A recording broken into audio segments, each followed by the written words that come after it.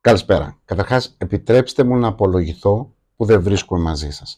Θα ήθελα πάρα πολύ να βρίσκομαι στην αγαπημένη μου Κρήτη, στο Ηράκλειο, στην παρουσίαση των μικρών αργοϊστοριών. Ο Γιάννης είναι ένας εξαιρετικά ταλαντούχος άνθρωπος και δηλώνω τυχερός που τον γνώρισα και μπήκε στη ζωή μου. Οφείλω να πω ότι κάθε συζήτηση με τον Γιάννη είναι πηγή έμπνευσης. Με τιμά πάρα πολύ το ότι είμαι εδώ σήμερα, έστω και εξ αποστάσεως, να προλογίσω το βιβλίο του, αλλά και ταυτόχρονα νιώθω εξαιρετικά περίεργα όταν ένας τεχνοκράτης που υπηρετεί την τεχνητή νοημοσύνη καλείται να αφαιρέσει ή όχι το ερωτηματικό από το βιβλίο του Γιάννη. Ξεκινώ λοιπόν από τον τίτλο, το αν έχει η τεχνητή νοημοσύνη φαντασία, και λέω ότι ο μόνος τρόπος για να μπορέσουμε να απαντήσουμε αυτήν την ερώτηση είναι να αφιερώσουμε ένα λεπτάκι να καταλάβουμε το τι είναι τεχνητή νοημοσύνη και ένα λεπτάκι στο να προσπαθήσουμε τουλάχιστον αυτό που ποιητές και συγγραφείς, δεν είμαι σίγουρος ότι το έχουν καταφέρει τόσα χρόνια, να περιγράψουν το τι είναι φαντασία. Και στη συνέχεια να δούμε αν αυτό γεφυρώνεται και μπορεί να δημιουργήσει όντως λογοτεχνία. Ξεκινάω από το εύκολο για μένα, το να ορίσω το τι είναι τεχνητή νοημοσύνη. Και συνήθως χρησιμοποιούνται επιστημονικοί όροι, όπου είναι η επιστήμη, η οποία προσπαθεί να μιμηθεί τις γνωστικές λειτουργίες του ανθρώπου. Εγώ προτιμώ, όταν εξηγώ στον κόσμο το τι είναι τεχνητή νοημοσύνη, να λέω ότι είναι η επιστήμη που αντιγράφει τον τρόπο με τον οποίο ο άνθρωπος, εμείς, μαθαίνουμε.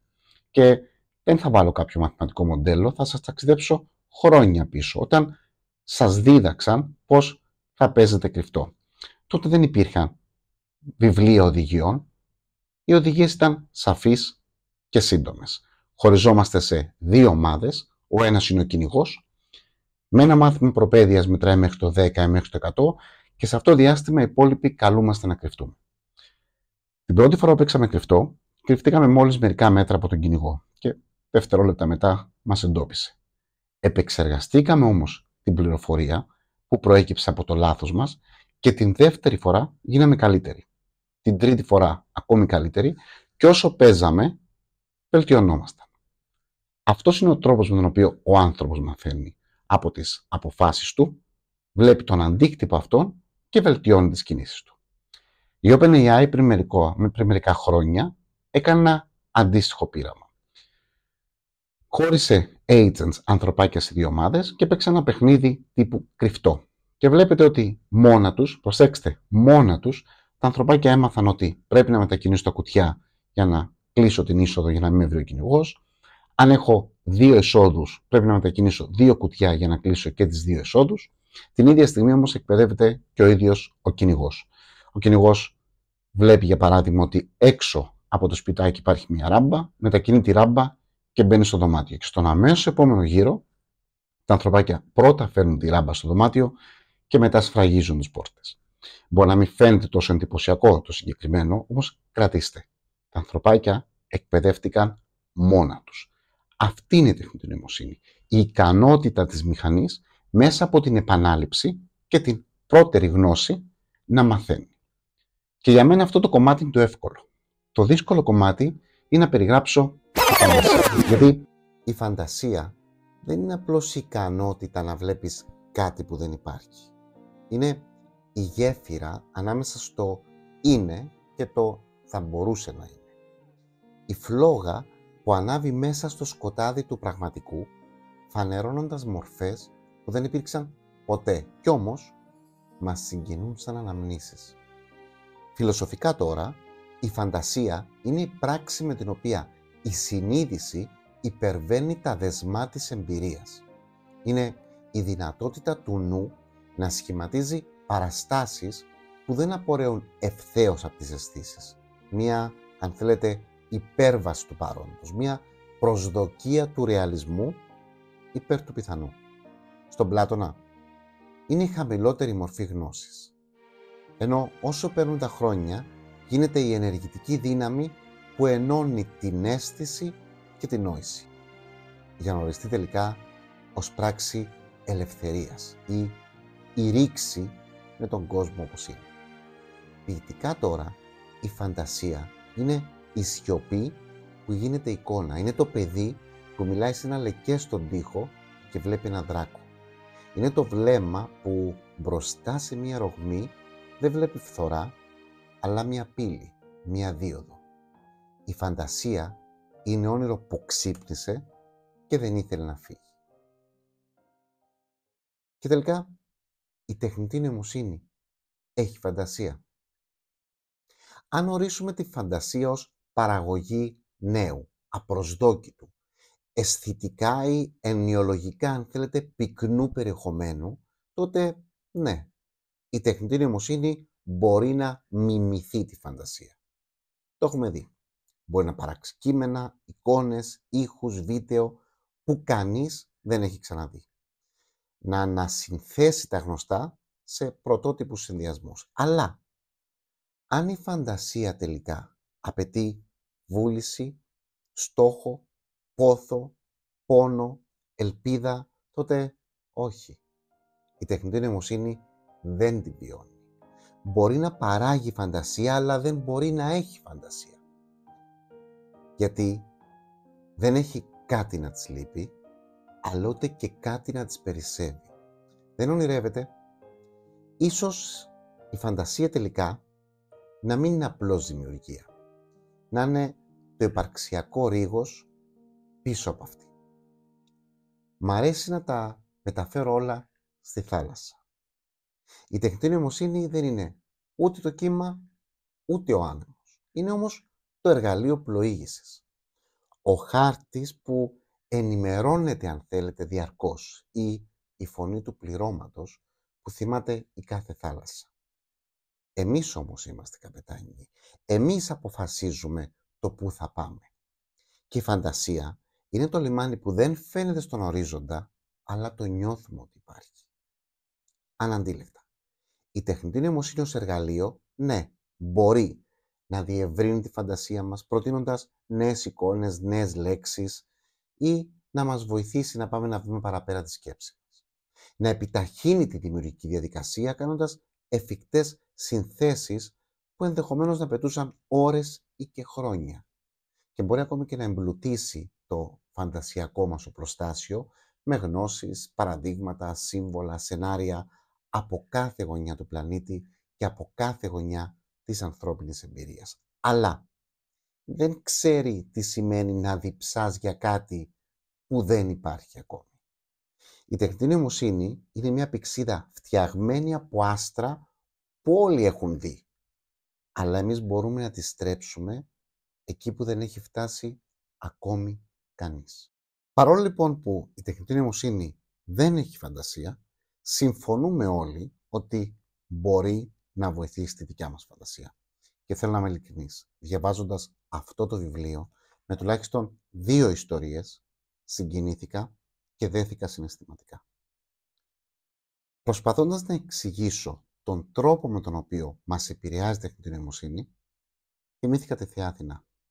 Όλοι γνωρίζουμε τη Θεά Αθηνά ως τη θεά της σοφίας, της στρατηγικής, της υφαντικής, αλλά και των γραμμάτων και της γνώσης. Προστάτευε κάθε μορφή πνευματικής αναζήτησης.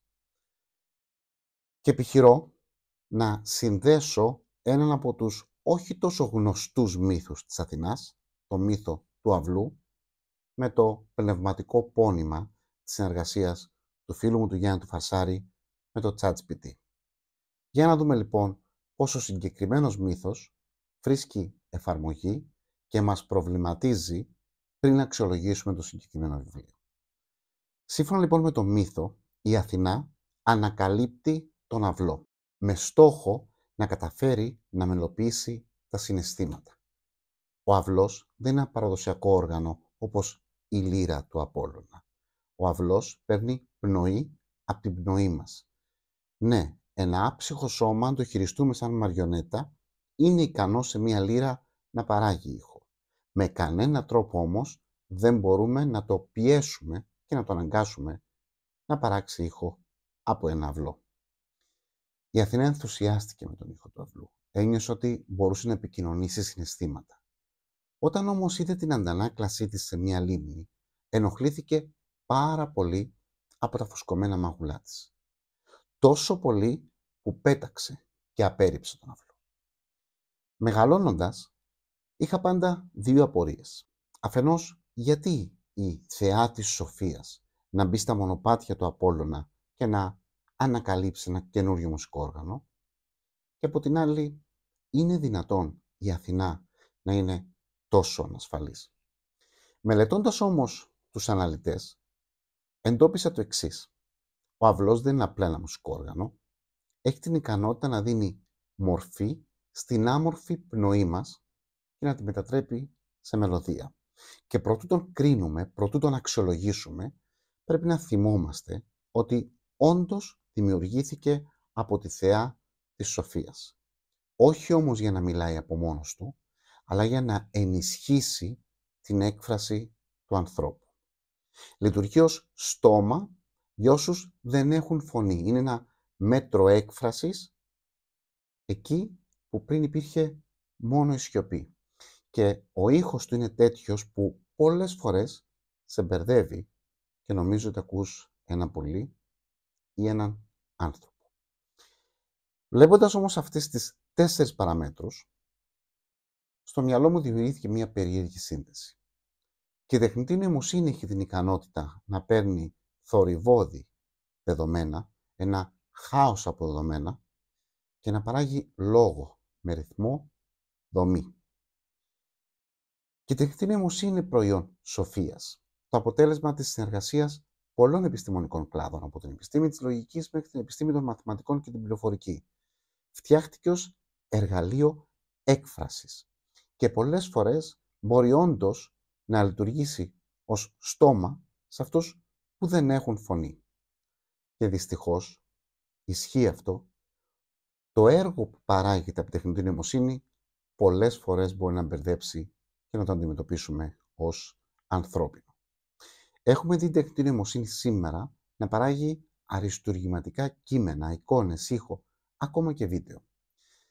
Και μπορεί να προσαρμόσει το περιεχόμενο ενός κειμένου έτσι ώστε αυτό να φτάσει πολύ πιο μακριά, με αυτόματες μεταφράσεις, περιλήψεις, ακόμη και απλοποίησεις των λέξεων. Ξέρετε πόσοι άνθρωποι κατάφεραν να εκφράσουν τα συναισθήματά τους μέσα από ένα κείμενο, ένα ποίημα, ένα τραγούδι, λόγω των εργαλείων της τεχνητής νοημοσύνης, που πριν απλά δεν μπορούσαν να δομήσουν σε μία σειρά τα συναισθήματά τους? Και δυστυχώς, όσο εξελίσσεται η τεχνητή νοημοσύνη, τόσο πιο πολύ μιμείται την ανθρώπινη έκφραση, τόσο πιο πολύ πιστευτή γίνεται η άποψή της. Η αλήθεια είναι ότι με την τεχνητή νοημοσύνη τα τελευταία χρόνια πετύχαμε πολλά. Καταφέρουμε, για παράδειγμα, σε παιδιά πρώτης δημοτικού να τους μεταφέρουμε το μήνυμα του Καζαντζάκη και να τα κάνουμε να δεθούν με το περιεχόμενο του Αγίου Αυγούστου. Καταφέραμε σε παιδιά που δεν μιλούν ελληνικά να τους βοηθήσουμε να διδαχτούν την ελληνική γλώσσα μέσα από ένα λογοτεχνικό αριστούργημα. Καταφέραμε να μεταφέρουμε το ποίημα του Διονυσίου Σολομού σε παιδιά Δευτέρας Δημοτικού, να δεθούν συναισθηματικά μαζί του και να το τραγουδάνε, να νιώθουν ότι είναι και δικό τους έργο. Και ακόμα και ο φίλος μας ο Γιάννης ο Φαρσάρης κατάφερε να μας επικοινωνήσει σκόρπιες σκέψεις μέσα από αυτό το εξαιρετικό βιβλίο. Και απομονώνω τη φράση «Ο άντρας χαμογέλασε αμυδρά. Ένας κακιστής κουβαλά πάντα μαζί του τη σκιά των παρτίδων που έχασε». Που δεν είναι από την αγαπημένη μου ιστορία. Η αγαπημένη μου ιστορία έχει να κάνει με ένα σημάδι. Ναι, η τεχνητή νοημοσύνη μας βοήθησε. Μας βοήθησε να φτάσουμε το μήνυμα πιο μακριά. Η Αθηνά δεν ήταν ανασφαλής. Όταν απέρριψε τον αυλό, τον απέρριψε γιατί είδε ότι αυτός ήταν ανεξέλεκτος, ήταν θορυβώδης.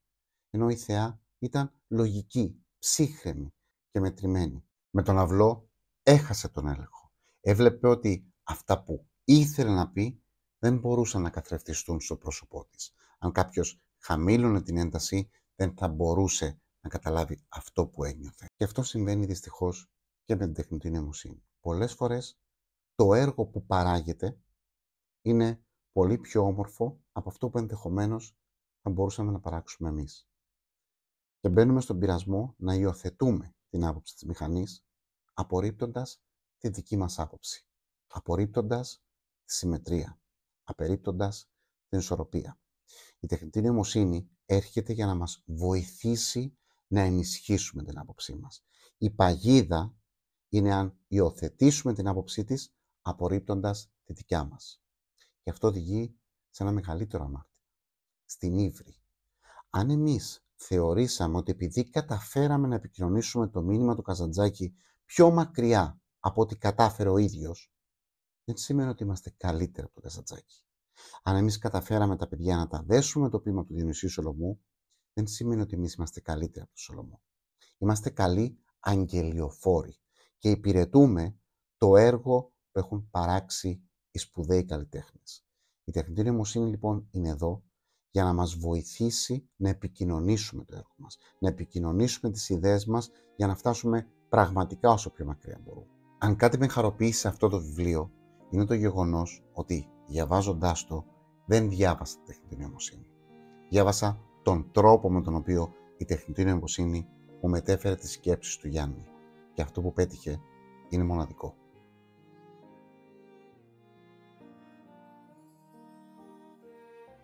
Ο Σωκράτης μας είπε: διδάξτε τα εργαλεία, βοηθήστε τον κόσμο να χρησιμοποιήσει τη γνώση. Ο Πλάτωνας είπε: ναι, σε μια ηθική πολιτεία. Αλλά πάνω απ' όλα η Αθηνά μας λέει ότι πρέπει να χρησιμοποιούμε την τεχνητή νοημοσύνη με σεβασμό και ταπεινότητα. Η τεχνητή νοημοσύνη, ο βασικός λόγος που δεν έχει φαντασία, είναι γιατί δεν έχει σκοπό. Η απουσία σκοπού όμως μπορεί να ελοχεύει κινδύνους. Εμάς όταν σας είπα για το παιχνίδι του κρυφτού. Αφήσαν λοιπόν την πλατφόρμα να συνεχίζει να παίζει κρυφτό για αρκετή ώρα. Και θα δείτε ότι οι κυνηγημένοι μετά από λίγη ώρα μάθαν να φτιάχνουν εξαιρετικά καταφύγια. Ο κυνηγός όμως εντόπισε ένα κενό του συστήματος, κάτι που δεν είχαν προβλέψει οι προγραμματιστές. Εντόπισε ότι εάν με κάποιο τρόπο βρεθεί πάνω από το κουτί, υπάρχει πρόβλημα στον κώδικα και κινείται μαζί με το κουτί. Άρα, όπου και αν κρυφτούν τα ανθρωπάκια, η μηχανή θα τους αντιμετωπίσει. Ένα bug, ένα κενό ασφαλείας που μας δείχνει ότι σε καμία περίπτωση δεν εμπιστευόμαστε τυφλά ένα μηχάνημα, ένα σύστημα το οποίο δεν έχει συναισθήματα, αλλά έχει την ικανότητα να μεμείται πάρα πολύ καλά τα δικά μας συναισθήματα. Γιάννη μου, μέσα από την καρδιά μου, σου εύχομαι καλό τάξιδο και είμαι σίγουρος για την επιτυχία.